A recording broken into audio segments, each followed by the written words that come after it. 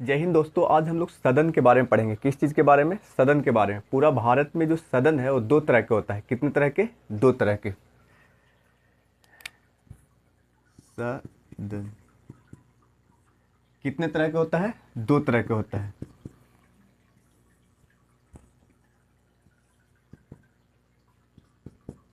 एक होता है उच्च सदन और एक होता है निम्न सदन। क्या होता है? निम्न सदन।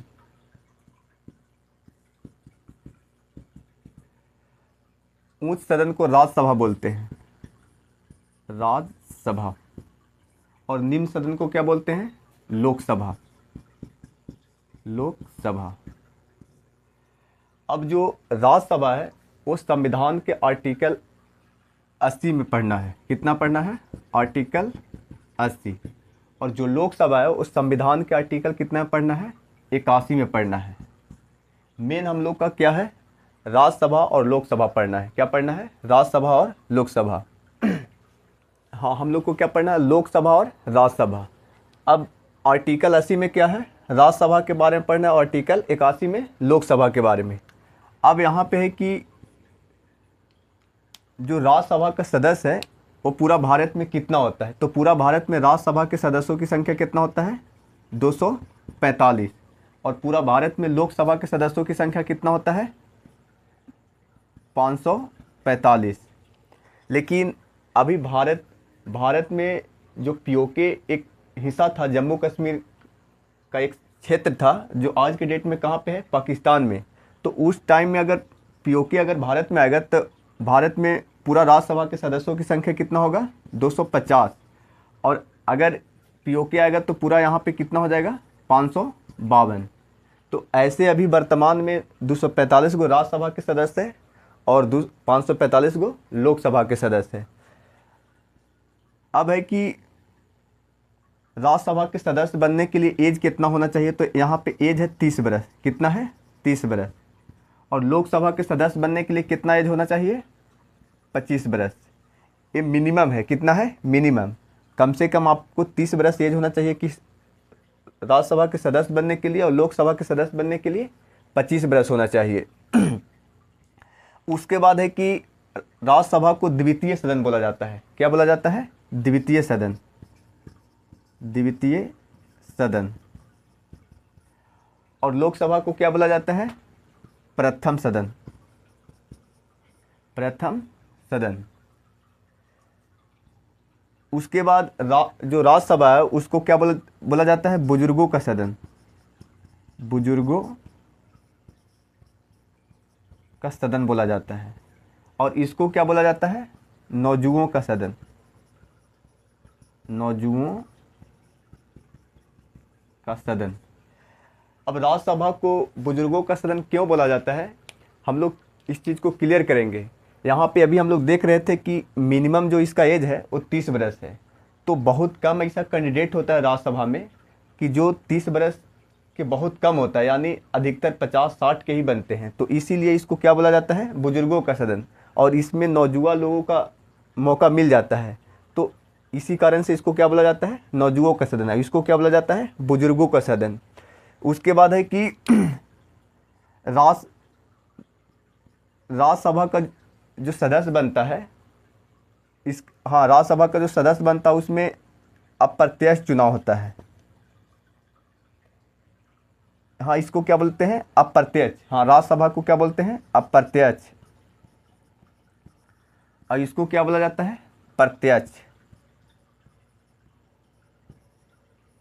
हाँ, इसका चुनाव क्या होता है? अप्रत्यक्ष। अप्रत्यक्ष मतलब कि प्रतिनिधियों के द्वारा चुना जाता है। जो जनता जिस प्रतिनिधि को चुनता है उसी प्रतिनिधि के माध्यम से राज्यसभा के सदस्य का चुनाव होता है।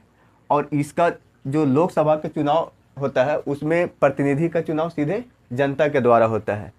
तो इसको क्या होता है? अप्रत्यक्ष। अब इसका जो कार्यकाल है, कार्यकाल राज्यसभा के सदस्यों का कार्यकाल कितना होता है? 6 बरस। और लोकसभा के सदस्यों का कार्यकाल 5 ईयर्स होता है। अब हम लोग योग्यता देखेंगे, राज्यसभा के सदस्य बनने का योग्यता।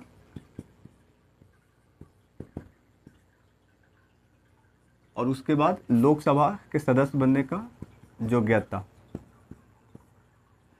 पहला है कि यहाँ भारत का नागरिक होना चाहिए, भारत का नागरिक होना चाहिए।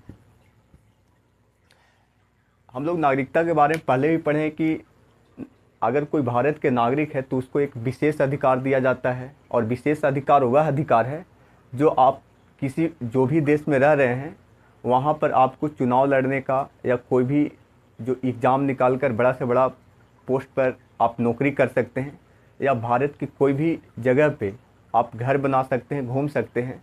तो ये भारत के नागरिक होने का क्या है, फ़ायदा है। तो वही बोल रहा है कि इसका पहला क्या है, योग्यता कि भारत का नागरिक होना चाहिए। उसके बाद दूसरा क्या है कि आप सरकारी पद पर नहीं हो सकते हैं, सरकारी आपको यानी राज्यसभा का सदस्य बनना होगा तो सरकारी पद पर नहीं हो सकते हैं। उसके बाद है कि तीसरा है कि पागल या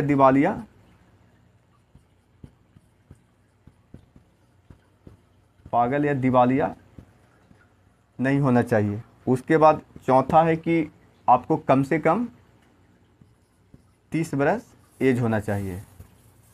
अब इसमें भी सेम है, भारत का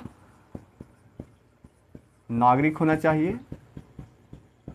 उसके बाद सरकारी पद पर नहीं होना चाहिए।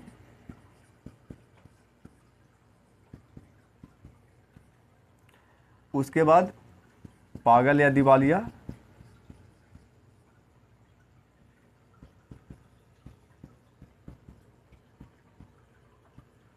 दिवालिया के मतलब होता है कि आप कर्ज गवर्नमेंट से नहीं लिए हुए हैं, तभी आपको मौका मिलेगा चुनाव लड़ने का। उसके बाद इसमें है कि मिनिमम एज 25 बरस होना चाहिए। हाँ, कोई पागल भी लोकसभा और राज्यसभा का सदस्य नहीं बन सकता है। तो ये क्या है, योग्यता है। क्या है, योग्यता है।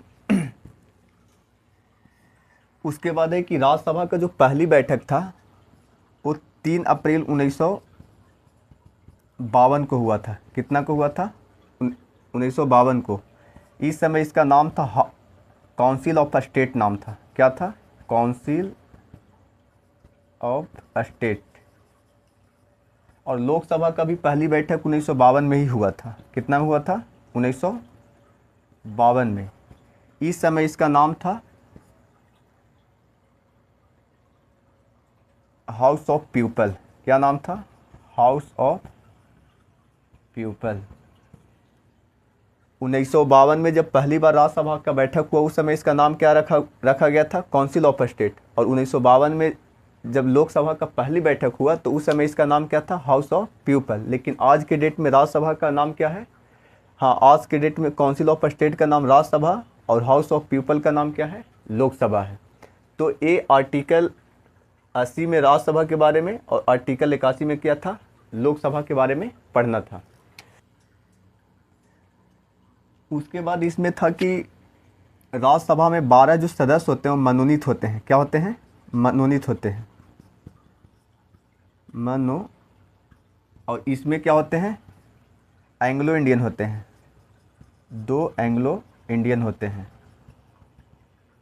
जिसे कहने का मतलब है कि यहाँ 245 सदस्य में से 12 वो सदस्य को क्या किया जाता है, मनोनीत किया जाता है।